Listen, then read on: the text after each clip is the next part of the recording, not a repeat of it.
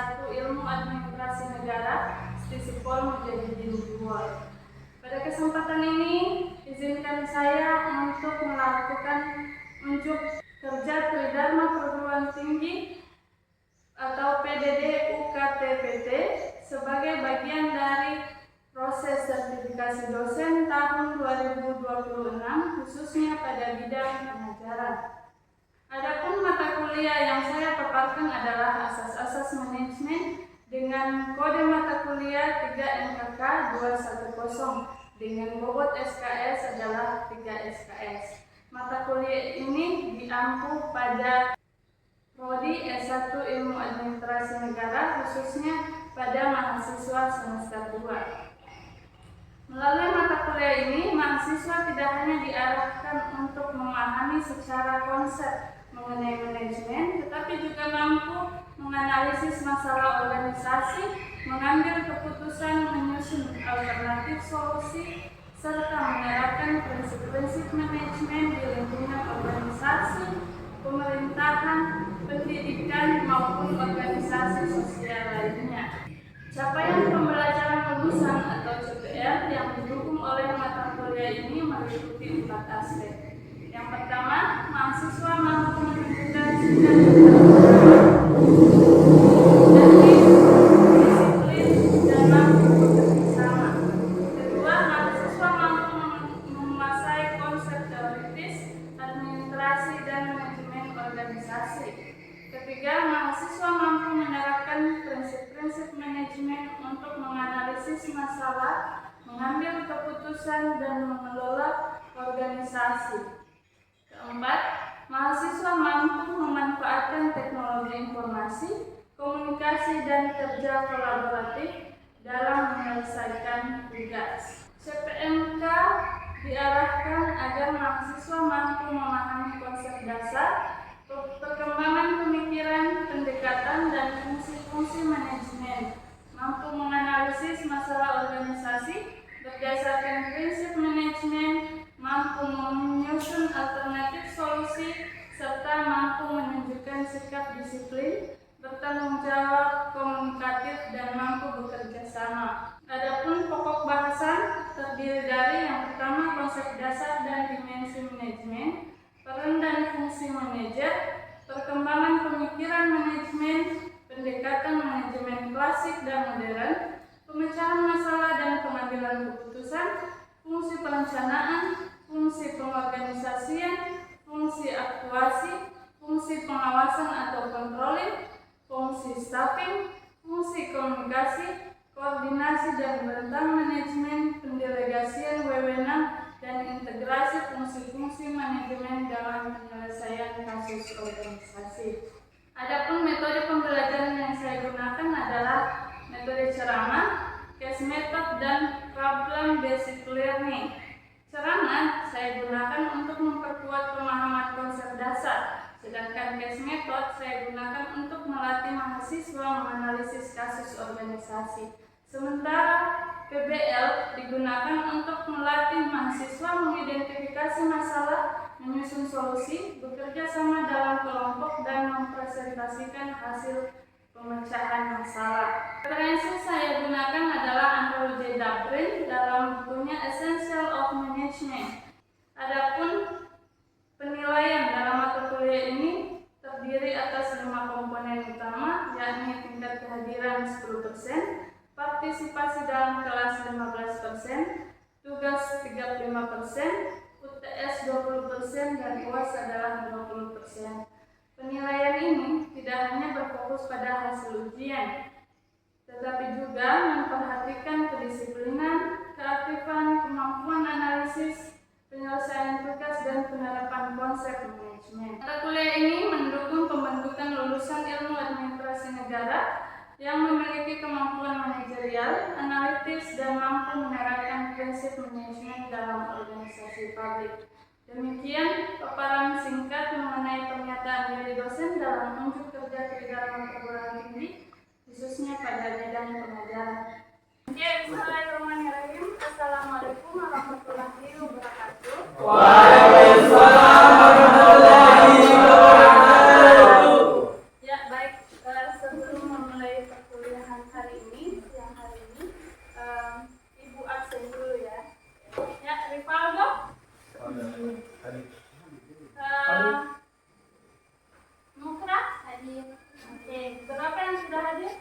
55. Ya. Ya, sama semua. Fadlan Nur Haji. Oke, baik. Sebelum memulai materi kita hari ini, ada yang masih ingat materi sebelumnya terkait dengan perencanaan dalam manajemen dan pengarahan, atau yang biasa ingat dengan yang namanya istilah POS. POS. Planning, organizing, Planning, organizing, controlling, ya, controlling. Ya, keseluruhan aspek itu adalah bagian dari manajemen. Salah satunya adalah komunikasi. Jadi dalam POS itu ada namanya unsur komunikasi di dalamnya. Tanpa komunikasi, semua aktivitas kalian itu tidak bakal berjalan sesuai dengan ya. Sama dengan kalau misalnya kalian di dalam organisasi, mulai dari perencanaan, mulai dari pelaksanaan, pengawasan ataupun evaluasi, semuanya memerlukan yang namanya komunikasi. Nah, jadi komunikasi itu sangat penting dalam organisasi. Ya, jadi materi kita hari ini terkait dengan fungsi Komunikasi.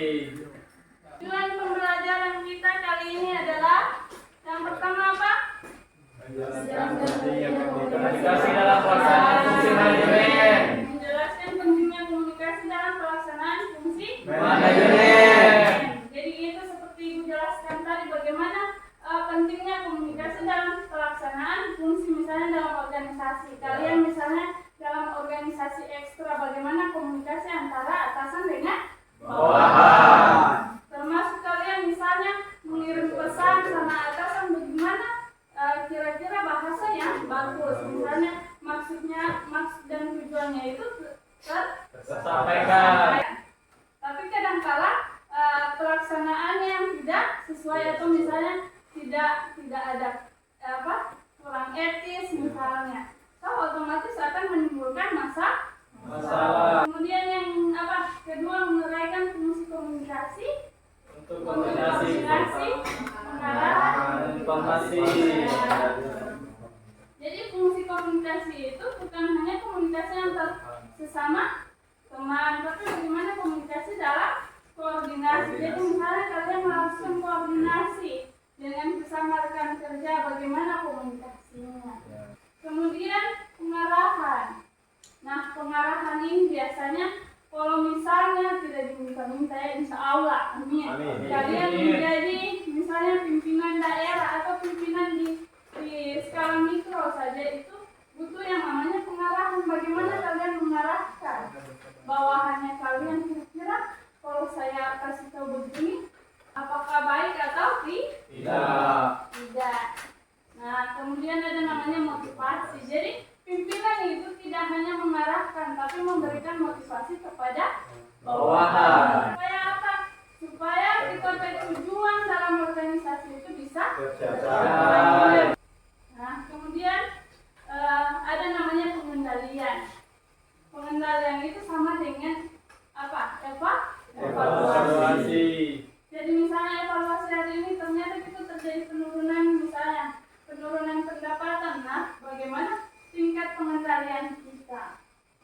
Kemudian ada namanya informasi. Nah, kalau di dunia sekarang informasi itu sangat cepat.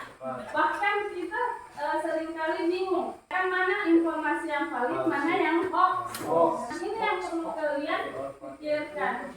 Sehingga misalnya dalam organisasi atau di berbagai organisasi mikro ataupun makro, termasuk misalnya di OPD, itu sangat dijunjung tinggi yang namanya prinsip kerahasiaan. Jadi bagaimana kalian menjaga informasi, misalnya kalau misalnya informasinya itu masih bias, jangan sembarang. Jangan menyampaikan kepada pihak luar yang pada dasarnya itu belum valid. Ketiga, tujuan pembelajaran kita apa? Menjelaskan unsur dan proses komunikasi dalam organisasi. Ya, jadi dalam komunikasi itu ada namanya proses. Jadi proses itu biasanya disebut sebagai saluran komunikasi. Kemudian ada yang selanjutnya mengklasifikasikan tipe komunikasi berdasarkan arah, media, formalitas, dan bentuk pesan. Jadi tipe komunikasi itu ada. Arah komunikasinya itu bagaimana? Ada vertikal, horizontal, atau seperti apa? Jadi komunikasi jangan adik-adik anggap ini masalah sepele. Ini cuma hal yang biasa saja ini komunikasi. Tapi kadang-kala komunikasi ini menjadi sumber masalah. Selanjutnya menilai kelebihan dan kelemahan setiap tipe komunikasi. Jadi dalam komunikasi itu punya yang namanya kelebihan dan kekurangan. Kemudian yang selanjutnya mempraktikkan penyusunan pesan. Insya Allah sebentar itu nanti ada tugasnya kalian. Bagaimana mempraktikkan penyusunan pesan organisasi yang jelas, singkat, sopan, dan efektif. Makna dan urgensi komunikasi. Jadi tanpa komunikasi yang efektif, fungsi perencanaan, pengorganisasian, pelaksanaan, dan pengawasan itu bakal sulit berjalan. Mulai kita dari perencanaannya saja, misalnya perencanaannya sudah tidak sesuai karena apa? Terjadi miskomunikasi. Kemudian menghubungkan pimpinan. Jadi maknanya itu bagaimana ketika misalnya dalam organisasi menghubungkan pimpinan, bawahan, unit kerja, dan pihak eksternal. Ya, jadi bagaimana komunikasi hubungan antara bawahan ataupun atasan itu menjadi lebih baik, apalagi dengan pihak yang namanya pihak eksternal, karena kita tidak akan lepas dari yang namanya lingkungan eksternal. Kemudian menyatukan persepsi agar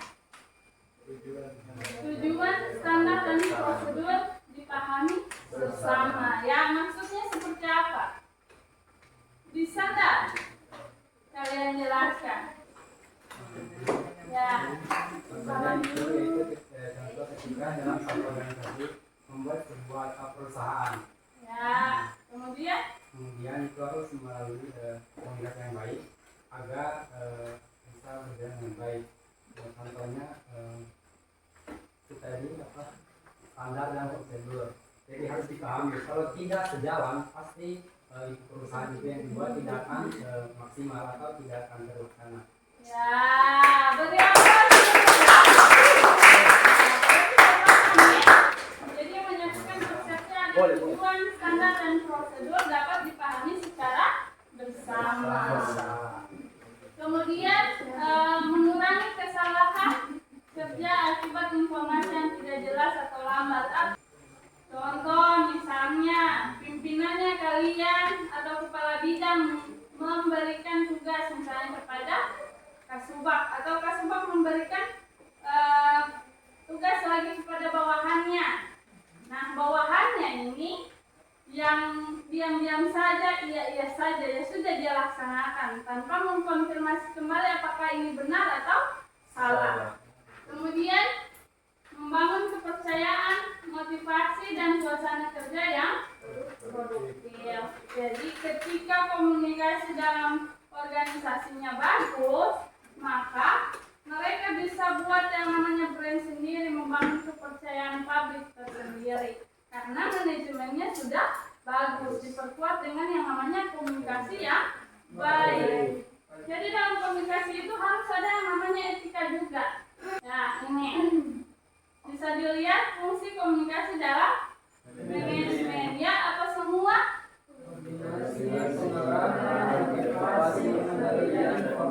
Ada menyatukan kerja lintas orang, bagian, dan level organisasi. Biasanya dalam organisasi kita butuh yang namanya kerjasama. Bagaimana melakukan koordinasinya yang bagus. Kemudian ada namanya pengarahan. Pengarahan ini biasanya siapa yang memberikan arahan? Nah, kalau misalnya dalam organisasi, misalnya di OPD, siapa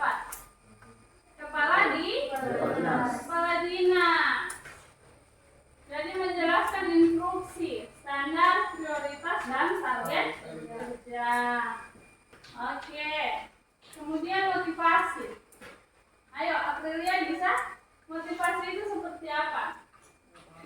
Misalnya dalam keluarga, misalnya motivasi itu bagaimana? Pernah nggak orang tua kalian memberikan motivasi kepada kalian atau bagaimana? Pernah tidak? Ya dalam bentuk apa? Itu biasanya motivasinya yang diberikan itu seperti apa? Bagaimana supaya ya? Kayak contohnya saya kan Berdiri, sobat berdiri. Karena biasanya masing-masing orang tua itu kasih motivasi pasti beda-beda. karena saya kebetulan Nah, satu-satu. oke, Sukan. Ya karena kebetulan saya anak satu-satunya, terus saya pergi merantau di kampung orang, jadi dia bilang jaga kesehatan atau jaga diri, jaga sifat atau gimana? Ya, jaga diri. Dalam bekerja. Karena kamu anak satu-satunya begitu. Oke, jadi itu salah satu bentuk motivasi yang diberikan orang tua supaya kita lebih semangat lagi. Apalagi misalnya anak rantau. Nah, begitu juga dalam konteks organisasi. Nah, biasanya kalau di organisasi itu capaian pekerjaan misalnya di bawah atau kinerjanya kita di bawah, pasti pimpinannya kita pasti memberikan motivasi. Kemudian pengendalian.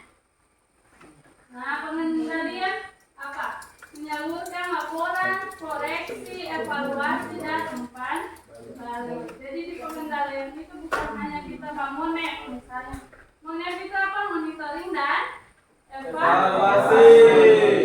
Jadi bukan hanya sebatas itu, tapi harus ada namanya tindak lanjut daripada monef tersebut. Tindak lanjutnya berupa perbaikan.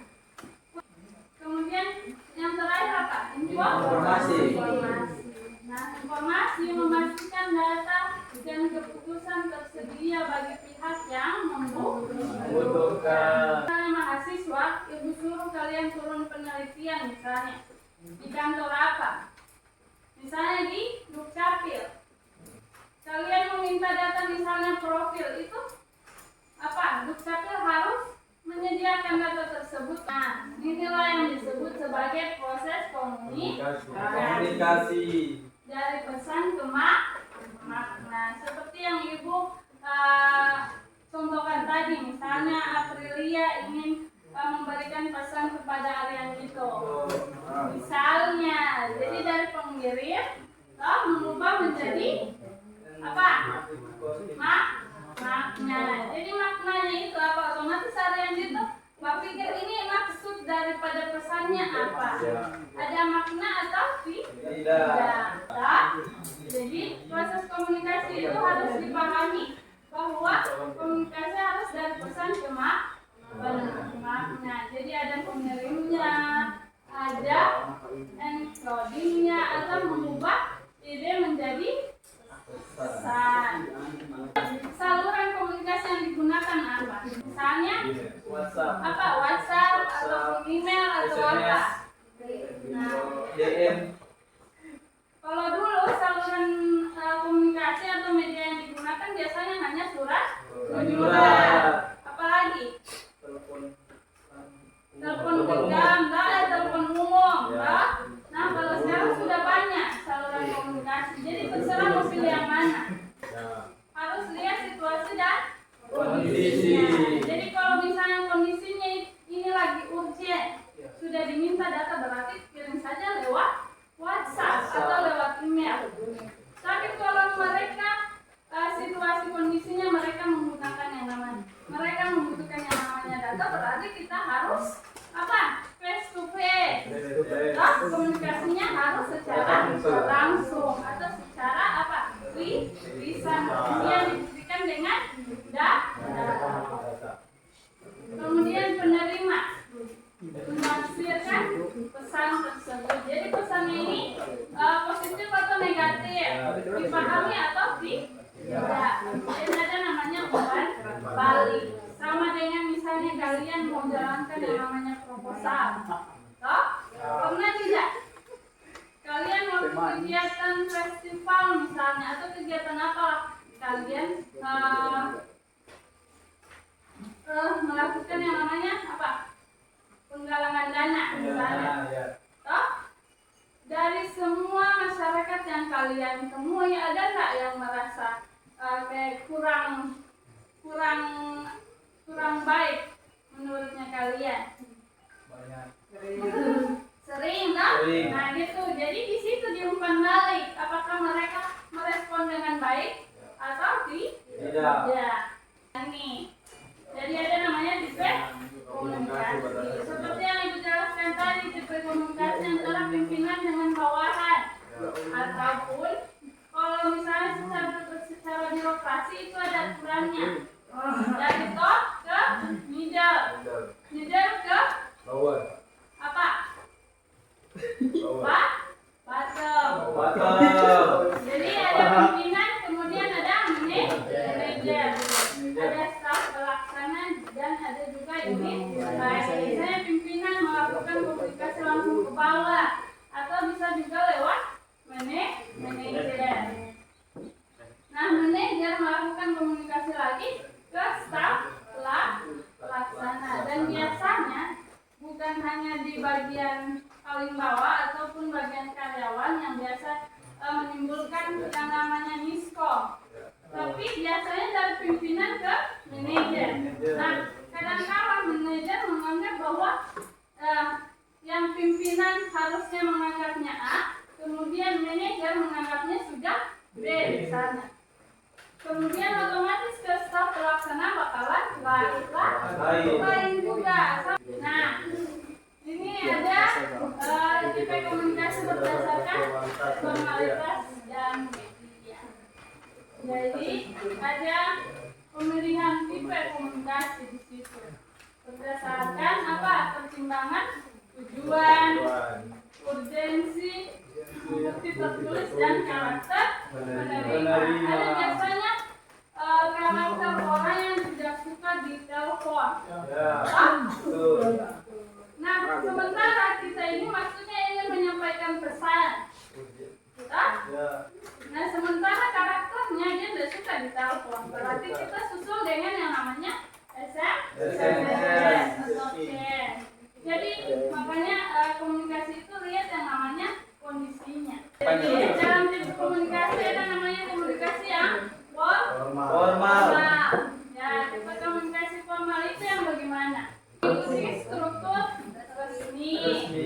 Misalnya ada yang namanya surat, memo, atau biasanya dikasih surat penugasan atau dikasih SK, atau biasanya ada namanya perjanjian kontrak. Nah, itu disebut sebagai tipe komunikasi yang formal. Ya. Kemudian biasanya ada yang namanya notulen rapat. Nah, di sini yang biasanya banyak kita memikirkan bahwa notulen ini tidak begitu penting. Padahal setiap kegiatan ataupun rapat itu harus ada yang notulen. Itu adalah bukti tertulis bahwa kita melakukan rapat, hasilnya seperti ini. Nah, itulah salah satu tipe komunikasi. Kemudian ada yang mana? Informal. Nah, seperti tadi Ibu bilang, kalau misalnya ada pesan yang mau disampaikan, misalnya mau lewat telepon atau WA, itu masuk dalam kategori apa? Informal. Kemudian ada namanya apa? Lisan. Jadi kalau lisan itu biasanya dalam rapat. Rapat, presentasi seperti itu sekarang. Ibu menyampaikan informasi ke kalian misalnya secara lisan. Nah, secara lisan seperti presentasi, negosiasi, dan apa? Penyampaian informasi secara non verbal. Kemudian ada namanya tertulis dan digital. Nah, tertulis dan digital ini adalah berupa informasi yang sangat dibutuhkan oleh pihak eksternal, termasuk yang namanya surat, laporan, ataupun biasa profil masing-masing OPD misalnya. Profil Kabupaten Buol, seperti data apa? Data BPS. Nah, itu bagian dari informasi yang tertulis dan digital, jadi mudah diakses oleh masyarakat luas dan sudah terbukti valid. Nah, ini Jadi tadi Ibu katakan tadi bahwa komunikasi itu pasti ada kelebihan dan ada kelemahannya. Sama dengan manusia. Jadi kalau lisan itu misalnya kayak Ibu menjelaskan ke kalian sekarang dalam bentuk presentasi, mungkin kalian mudah memahami, tetapi 1-2 minggu kemudian pasti kalian bakalan lupa. Karena apa? Tidak ada yang namanya bukti tertulis. Tapi kalau misalnya tipe komunikasinya yang kalian tulis, pasti ketika kalian butuhkan kalian bisa buka. Apa dulu itu yang disampaikan? Nah, sama dengan dalam pemerintahan ataupun dalam perusahaan ada namanya SK, surat keputusan, atau ada namanya SOP. Nah, itu juga bagian dari informasi yang tertulis. Jadi nggak bakalan hilang. Nah, hambatan etika dan cara. Ibu sampaikan tadi kalau dalam komunikasi harus kita menjunjung tinggi yang namanya etika. Jadi misalnya kalau dalam rapat, biasanya dalam rapat ada yang memberikan apa? Komentar, sandahan, kritik, itu harus beretika, jangan sampai topi meja dan lain-lain. Jadi harus memiliki etika. Jadi kesimpulan materi kita hari ini adalah komunikasi adalah proses membangun kesamaan makna, bukan sekedar mengirim pesan. Ya, kemudian fungsi komunikasi mencakup koordinasi, pengarahan, motivasi, pemberian informasi. Ya, kemudian ada namanya tipe komunikasi. Jadi tipe komunikasi dipilih berdasarkan tujuan dan harap media, organisasi dan lingkungan memiliki. Ya, jadi komunikasi itu sangat penting dalam suatu organisasi, baik secara mikro maupun makro.